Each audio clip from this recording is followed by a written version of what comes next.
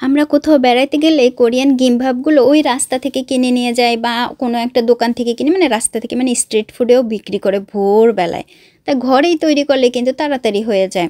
এই যে গরম গরম ভাত নিলাম, তার ভিতরে সিজনিং সল্ট আর ছামকিরম তিলের তেল দিয়ে ভালো করে ভাতটাকে মাখিয়ে নিলাম। গিমভাব তৈরি করার একটা ছাঁচ আছে, আর তার উপর এই যে খিম দিয়ে দিলাম। এই খিমগুলো গিমভাব তৈরি করার খিম। এমনি নর্মাল খিমগুলো আমরা খেয়ে থাকি খুবই পাতলা, আর এই খিমগুলো মানে গিমভাব তৈরি করার খিম। তো উপরে আমি ভালো করে একবারে পাতলা করে ভাতগুলো বিছিয়ে দিতে হবে। মোটা করে দিলে কিন্তু হবে না, কারণ মোটা করে দিলে যখন রোল করা হবে তখন ফেটে যাবে। একেবারে পাতলা পাতলা করে দিয়ে দিলাম। এইবার উপকরণ একটা একটা করে দিয়ে দেবো এক সাইডে। ওই যে প্রথমে দিলাম মূল আর পিকল, তারপরে একটা গাছের ডাল উয়াং, শসা, কাঁকড়ার মাংস, ডিম ভাজা, পালং শাক মুছিম করা, মানে কোরিয়ান স্টাইলে ভাজি করা, গাজর ভাজা করা হালকা একটু লবণ দিয়ে। তারপরে এখন রোল করতে হবে। এই রোল করাটা ধরে ধরে চেপে চেপে রোল করলেই তাড়াতাড়ি হয়ে যাবে।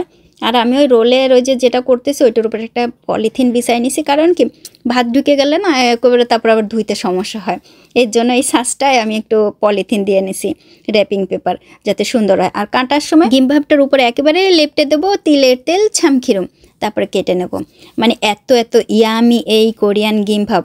সিভিএস ফুড বা কনভেনিয়েন্স মার্ট বলেন বা স্টোরে বলেন, কোনো একটা গিমভাবের রেস্টুরেন্ট বা রাস্তা থেকে আর কিনা খাইতে হবে না।